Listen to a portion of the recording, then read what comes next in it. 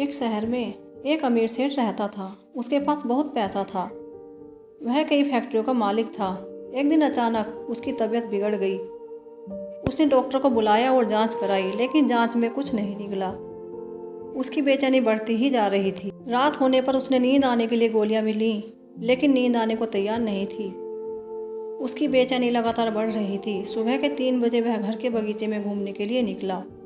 उसे ऐसा लगा जैसे थोड़ा सुकून मिल रहा है। वह घर से बाहर पैदल ही सड़क पर घूमने निकला। वह चलते चलते काफ़ी दूर निकल आया। जब वह चलते चलते थक गया तो एक बेंच पर बैठ गया। तभी एक कुत्ता वहां आया और सेठ का चप्पल उठाकर भागने लगा। जब सेठ ने देखा तो दूसरी चप्पल उठाकर कुत्ते के पीछे भागने लगा। कुत्ता पास की ही एक झोंपड़ी में घुस गया। सेठ भी उसके पीछे ही था। सेठ को देखकर कुत्ता चप्पल छोड़कर भाग गया। सेठ को थोड़ी राहत मिली। सेठ ने चप्पल पहन ली। तभी सेठ को किसी के रोने की आवाज़ सुनाई दी। उसने थोड़ा आगे जाकर देखा तो एक झोंपड़ी में से रोने की आवाज़ आ रही थी।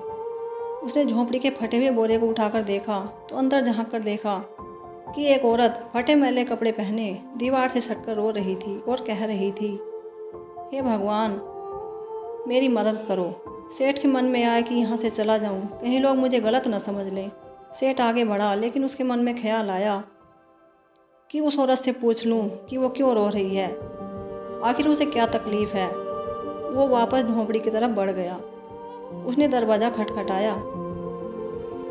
उस औरत ने दरवाज़ा खोला। सेठ को देखकर वो घबरा गई।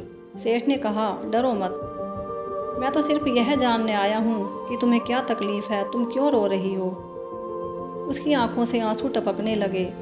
उसने बिस्तर में लिपटी अपनी 7 साल की बेटी की तरफ इशारा किया।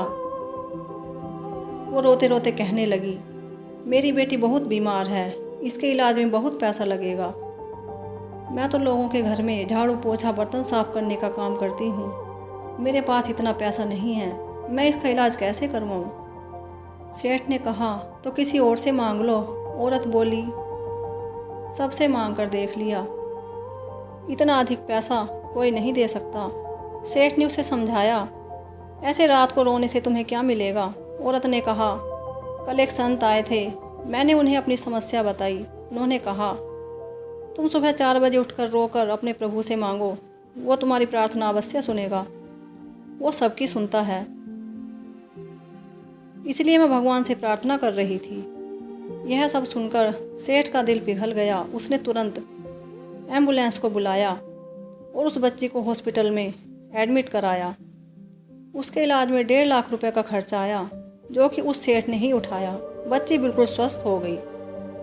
सेठ ने उस औरत को भी अपने यहाँ नौकरी दे दी। अब उस औरत की गुजर बसर अच्छे से होने लगी। उसका बुरा समय अब जा चुका था। उसने उस औरत को रहने के लिए जगह भी दे दी और उसकी बेटी की पढ़ाई की जिम्मेदारी अपने ऊपर ले ली। वो सेठ दयालु तो था, पर नास्तिक था। उसके मन में सैकड़ों सवाल चल रहे थे, क्योंकि उसकी बेचैनी उसी वक्त खत्म हो गई थी जब उसने एम्बुलेंस को बुलाया। सेठ ने सोचा कि ऐसी कौन सी शक्ति है जो मुझे वहां खींच कर ले गई। क्या यही ईश्वर है?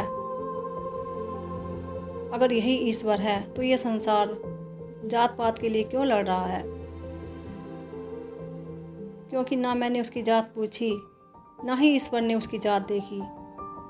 बस उसका दर्द देखा और मुझे घुमाकर उसके पास भेज दिया।